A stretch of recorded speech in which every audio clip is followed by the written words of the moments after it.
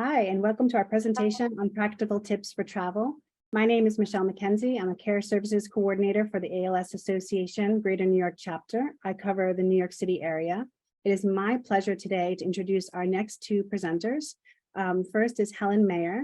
Helen is an RN with over 45 years of experience. Helen was a care coordinator for the ALS Association Greater New York Chapter, caring for our pals and families in the Westchester, Hudson Valley area for the past 12 years.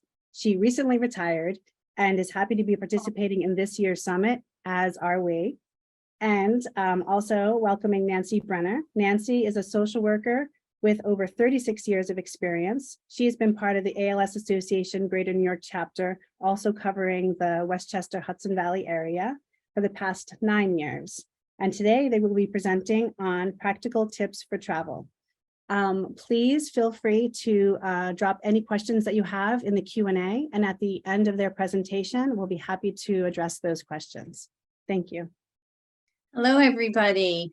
Helen and I are so happy to be here for the last session of the summit. We hope that you've had a great and informative experience over the last couple of days. Again, I'm Nancy Brenner and I'm Helen Mayer, and thank you for inviting me to come.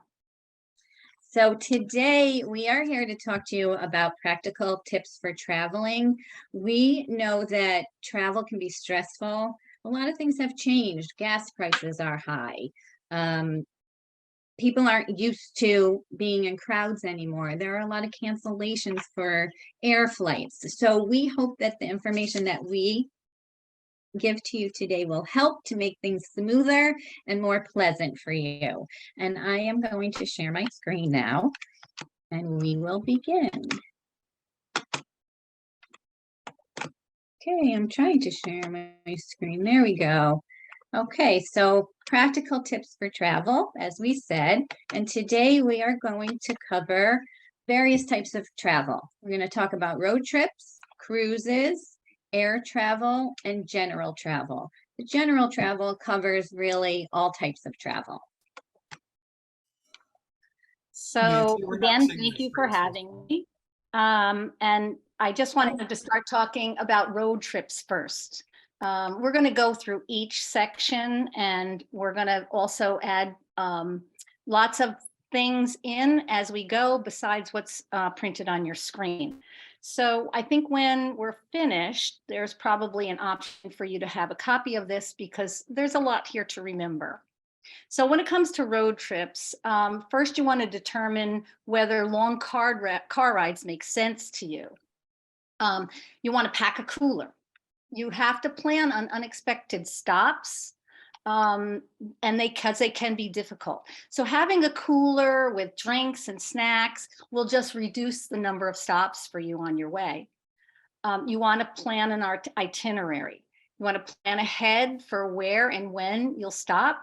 And you want to consider breaking up a long trip into more than one day.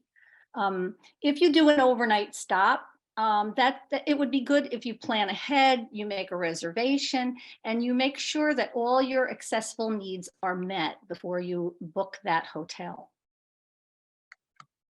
Okay, and now we're going to talk a little bit about cruise travel. So the first thing that you want to do is determine the length of cruise that's best suited for you. Are you interested in getting away for a few days? Do you want a longer cruise that's maybe 7 or 10 days or more? And also consider where you want to leave from. There are a lot of cruises that leave from New York City.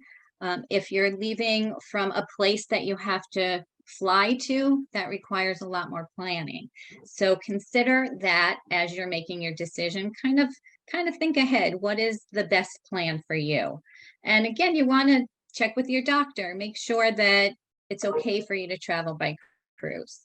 You want to consider the size of the ship when you're making your plans. A larger ship might seem overwhelming because it's so big, but there is more space. And as we have just passed through the pandemic, Being in crowds might be a little uncomfortable. We are past it though, so maybe it will become less uncomfortable as time goes on. But on a large ship, passengers are more spread out. There's more activities planned, and the surrounding areas might be less crowded. A smaller ship, on the other hand, might feel more manageable. So think what would be the best for you. It really is a personal choice.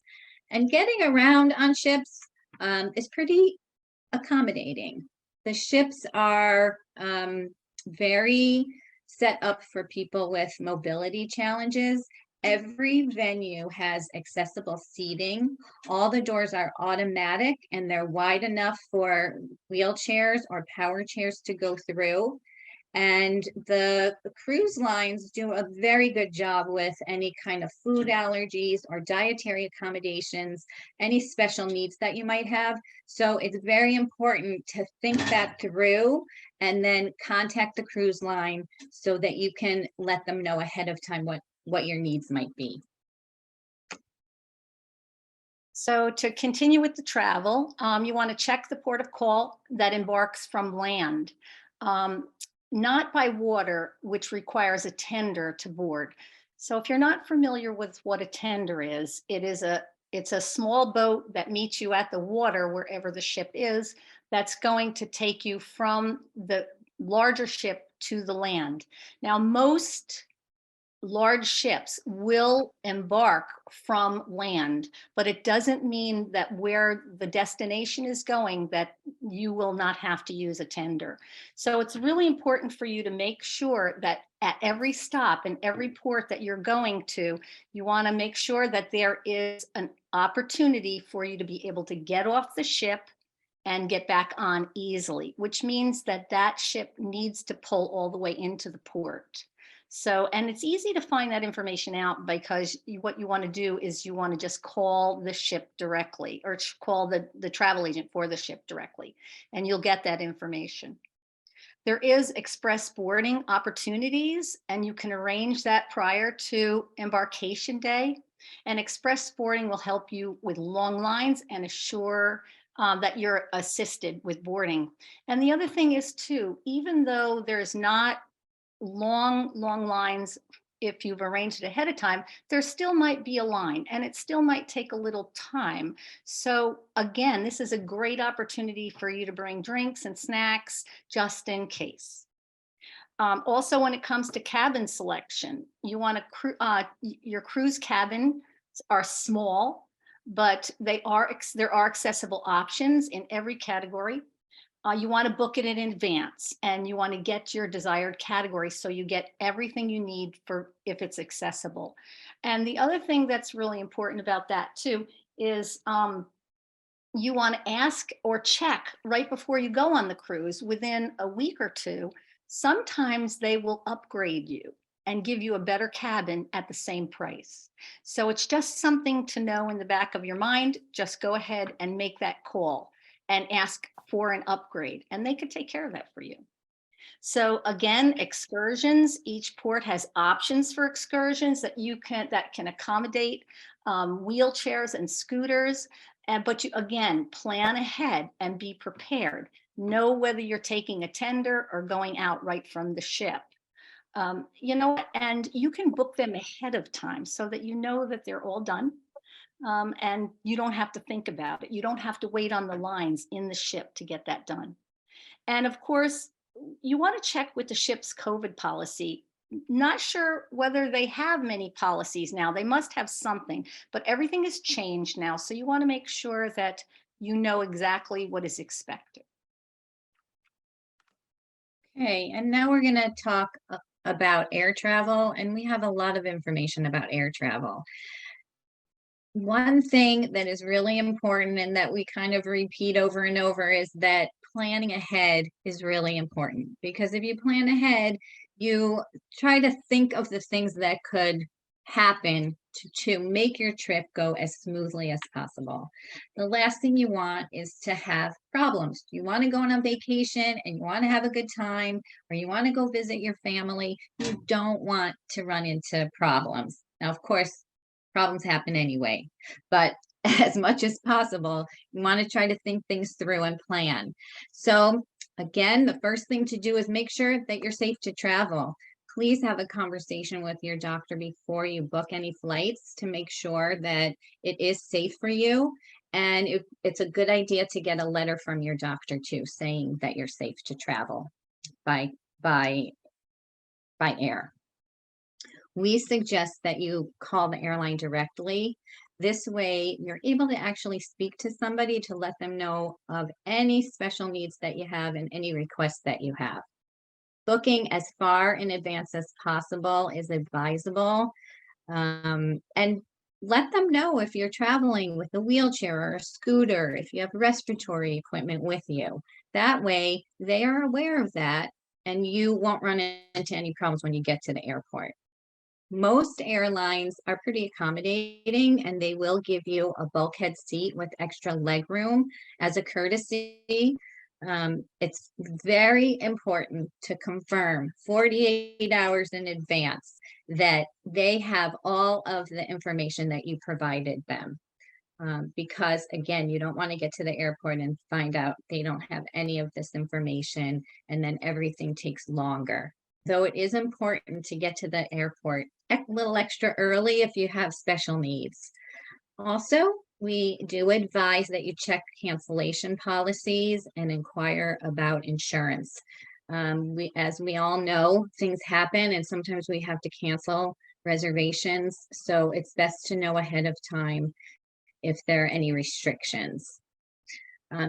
It's good to note that there shouldn't be any extra charges for any bags that have any medical equipment or medical necessities in them that need to either be checked or go on the plane with you. So when you do book, make sure that you have communicated that you have those things with you. Policies change, so double check. And we're going to continue with air travel. So now you've made your plans and now you're at the airport. You've left plenty of time to get there early. Now what do? You want to make sure again that all your needs are going to be met now that you are at the airport. So let the SkyCap or the ticket counter agent know that you had requested help when you booked your ticket. If you have requested to use a wheelchair that belongs to the airport, they will get that for you. They can escort you through security and to the gate, and they can carry any of your carry-on bags too. So they can help you through that whole process and you don't have to worry about it. If you have your own wheelchair, you have already made that known. So they should be aware, but you want to confirm that. And if you're not using a wheelchair, but you still need some help to get to the gate, some airports have courtesy carts. You might have seen them. They zip through the airport carrying people and their carry-on bags. The thing about that is that you can't request them ahead of time. So getting to the airport early, if you need that, allows for extra time in case you need it to get that escort. And just in general, arriving early just helps you to manage any needs and any unexpected issues that might come up. And if you have a power chair that you are checking, it's suggested that you get to the airport even earlier. Okay, so now you're on the airplane, and what can the staff help you with? Well, they can help you to get in and out of your seat. They can help you with any snacks by opening the packages if you need help with that. They can use an onboard wheelchair to help you get to and from the restroom. They can't help you once you are in the restroom. So you need to have somebody with you who can do that if you need help with that. Now, if you're somewhat ambulatory, they can help you get to the restroom, but they can't do any lifting. So you have to just prepare for that if you should need extra help.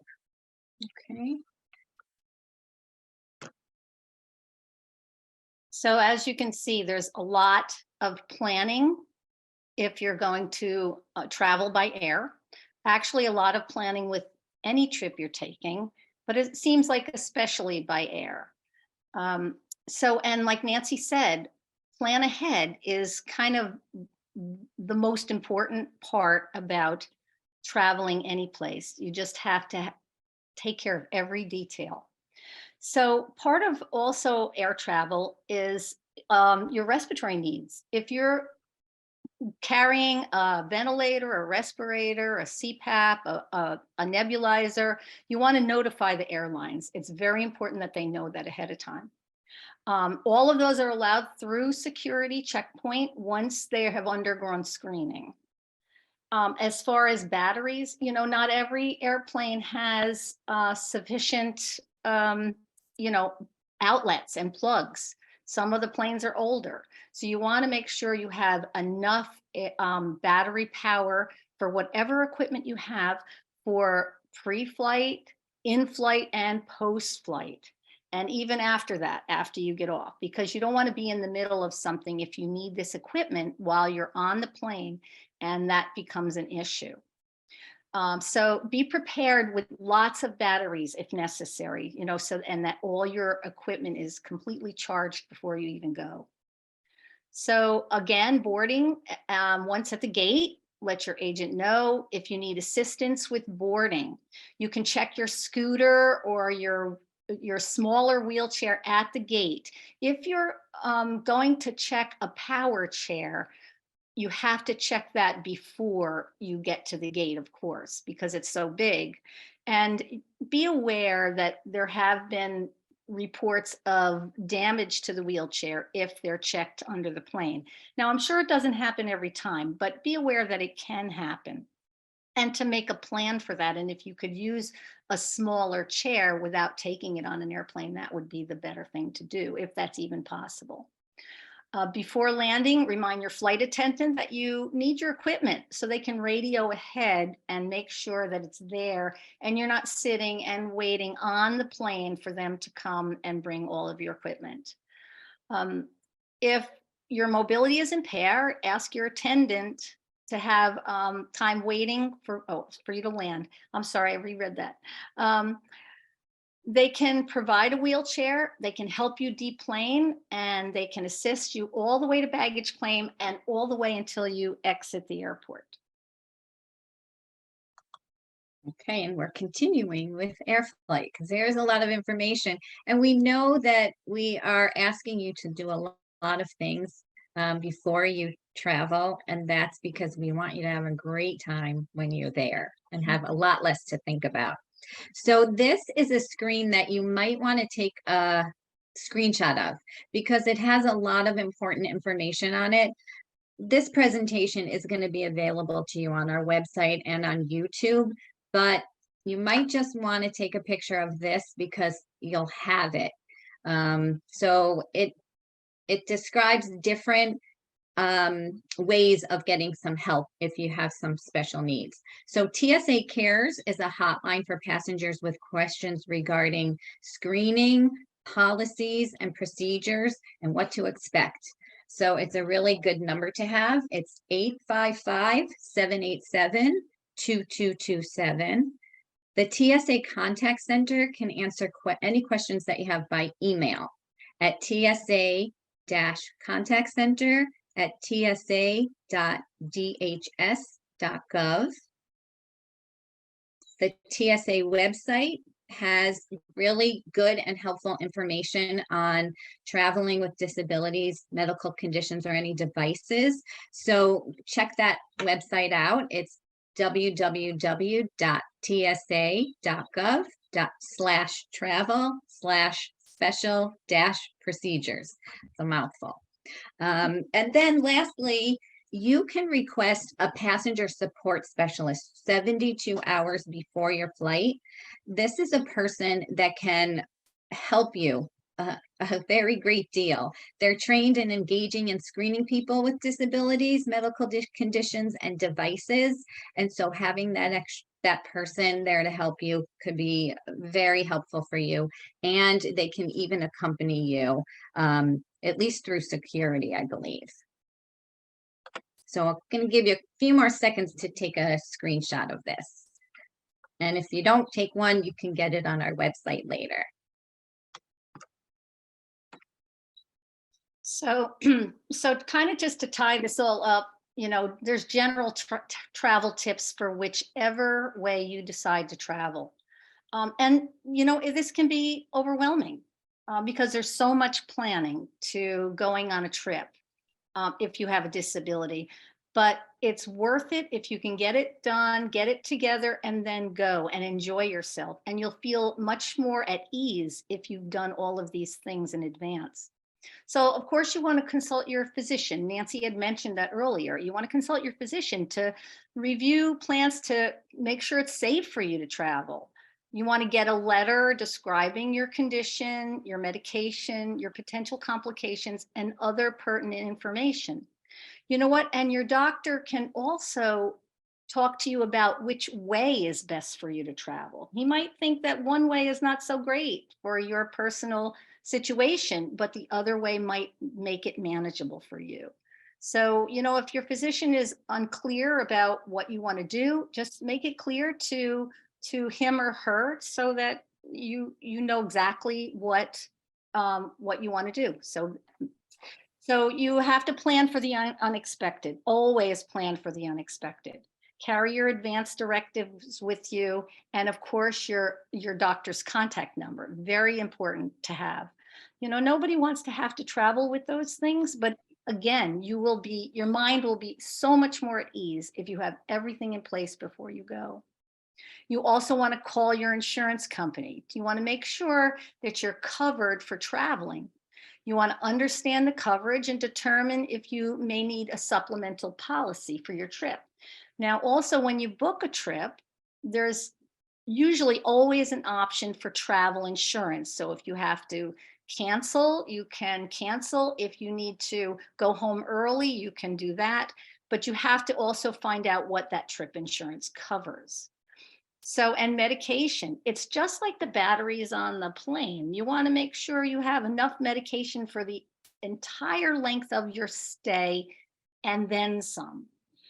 If you need medication of any sort while you're away, you want to let your insurance company know in case the pharmacy has to call them.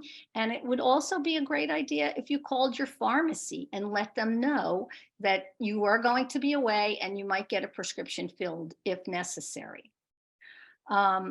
If you need a refrigerator for any of your meds, you want to let the hotel or the cruise line know that you in advance, of course, and carry a cooler with all of those things, and always bring your medication onto the airplane or whichever way you're traveling, because if luggage is lost or delayed, then you'll be without your medication.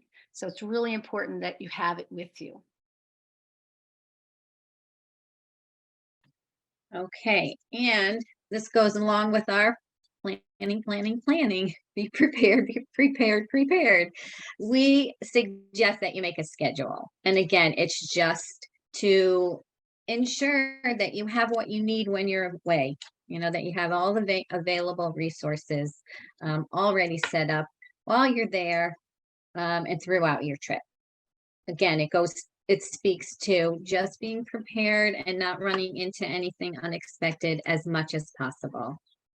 We do suggest that you ask a trusted friend or family member to hold on to copies of important documents that you're going to be taking with you, just in case you should lose them or they get stolen. We never know what will come up. So this is kind of a backup plan.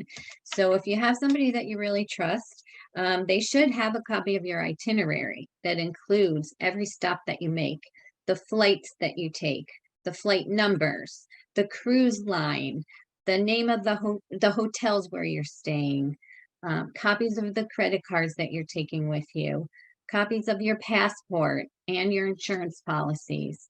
And we also suggest that you make copies for yourself and put them in a Ziploc bag and keep them in a safe place, because if they do get lost or stolen, you have a backup should you not be able to reach your trusted friend or family member.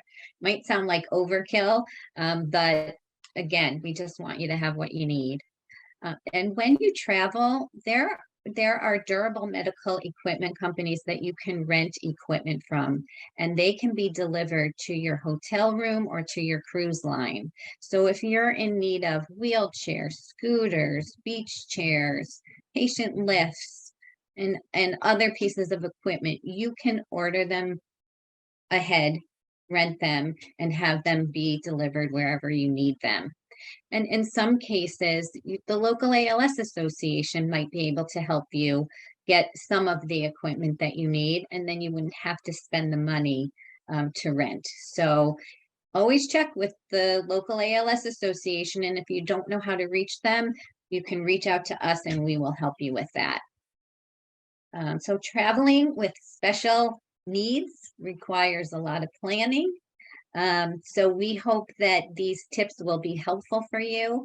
Not all travel agents are well versed in special needs travel, but there are some travel agencies. If you Google, you might find one. And if you can't, you can take these tips, and we hope that that'll make your trip go much smoother. And we do have one more thing to share with you, which is hot off the press. It has to do with improving air travel. So I'm going to read this to you.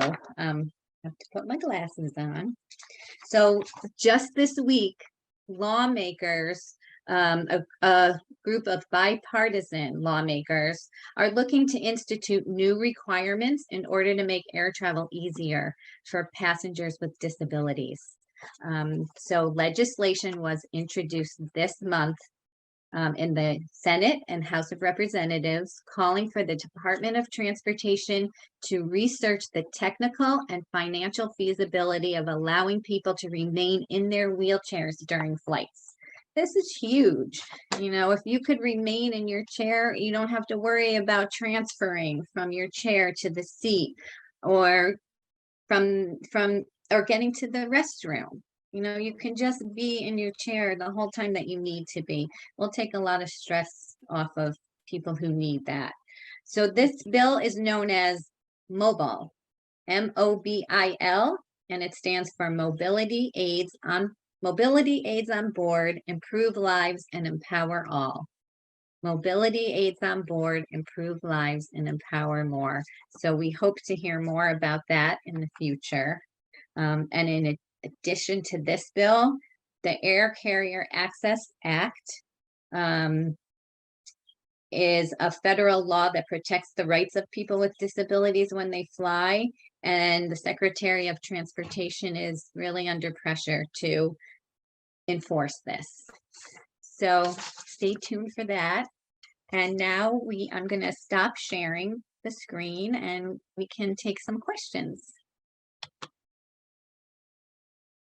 All right. Excellent. Excellent presentation. And we do have some questions. The first question, can cruise ships accommodate large power wheelchairs? They can. Yes, they can, because they have wide enough doors to be able to allow the power chairs to get through. But again, it's important to just double check with the cruise line and then be in the chair freely. And the larger decks and the large ships, they have very large, wide decks. So yes, there should not be any issues at all. The difficulty will probably come depending on what room that you're going to choose. You probably, because you have a power chair, you might just need a larger room to accommodate that. And also you would need to have a way to get your chair to the ship. So if you're traveling from home and you have an accessible van, that's not a problem. But if you're flying, of course, you want to let them know that you have a power chair. Okay. Next cruise question. Do cruise lines or cruise line companies rent out scooters? You want to say? I don't think that they do, but you can rent a scooter from a durable medical equipment company. You have to plan. Of course, Oh, I'm Oh, I sorry. Go ahead, Dan. I'm sorry. I was just gonna say, again, make the call to the cruise line to see if they do. That would be the first thing to do. And then the second thing is you can rent it from a durable medical equipment company. And I'm sure you can just Google in the area that you're going to be, and they can arrange to have the scooter delivered to the cruise ship. Okay, excellent. Do you know if there are things like accessible vehicles available in places like Europe or on the islands if you are in a wheelchair? You know, that's something that's a little bit more difficult. Again, a travel agent can probably arrange that for someone. The difficult part about that is that because it's international, it's hard to know. I'm sure that every country has its own plan, every city, every town, just like here.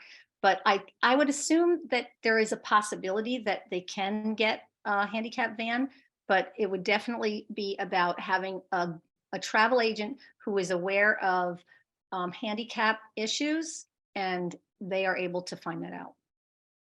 And also, I just want to add, for traveling internationally, we really didn't touch on that.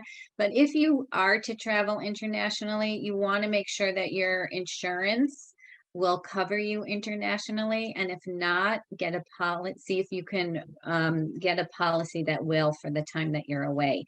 And also, if you travel internationally, you have to make sure that your credit card, you have to let your bank know that you're traveling out of the country, and you might have to change your PIN number for access to using it. And these are all tips that anybody should do if they're leaving the country. You know, make sure and have a copy of your itinerary, and, you know, have someone else make sure that they have all of your information, you know, along with, you know, somebody with a disability. So it's, you know, yes, that's Nancy's good point, Nancy. And So- again, to check with your doctor to make sure you can travel internationally, because those are long flights. Mhm. Just to follow up on what you just said, Nancy, because there was a question about travel insurance. Is there any more specifics that you can give about getting travel insurance? Is there anything specific for people that have ALS, or any special requirements, or any added costs that you're aware of? So there would be an added cost if you had to get an insurance policy. The first thing you could do is check with your own insurance to see if they would cover internationally. And if not, there are policies that you can get for coverage. Okay. All right. Next question. I've been worried about taking a plane because I don't want to use the bathroom on the plane, and I have weak hands. What do you recommend? I think that, you know, as Nancy had said, that someone can help you to the bathroom and help you out of the bathroom, but they're not allowed to help you while you're in the bathroom. So in that case, one would hope that they're not traveling alone. Is there an opportunity for someone to help them that is with them?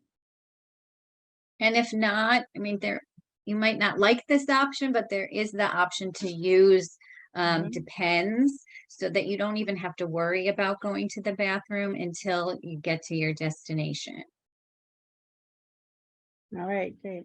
All right, another question. My husband is currently walking with a cane, but I don't know what his situation will be months from now. How do I know how to plan in advance if this situation may change? For example, I'm looking into a cruise, so I don't know if we actually need a wheelchair accessible room. I think that it's better to plan for a wheelchair accessible room. Like we said, plan ahead, plan ahead. We don't know what that'll look like in a month or 2 months or 6 months, but plan ahead as if a wheelchair will be needed when you book a room. And if you don't need it, that's great, but you're ready if they do need a wheelchair. And it might be a good idea to have a wheelchair. You know, if you're going on a large cruise ship, walking long distances might be very tiring for your husband. So having a wheelchair on hand might be a good idea anyway. It will help get you from point to point easier. He doesn't have to use it all the time, but you can have it with you so that if he needs it, it's there. And better to have it and not better to have it and than not have it and need it.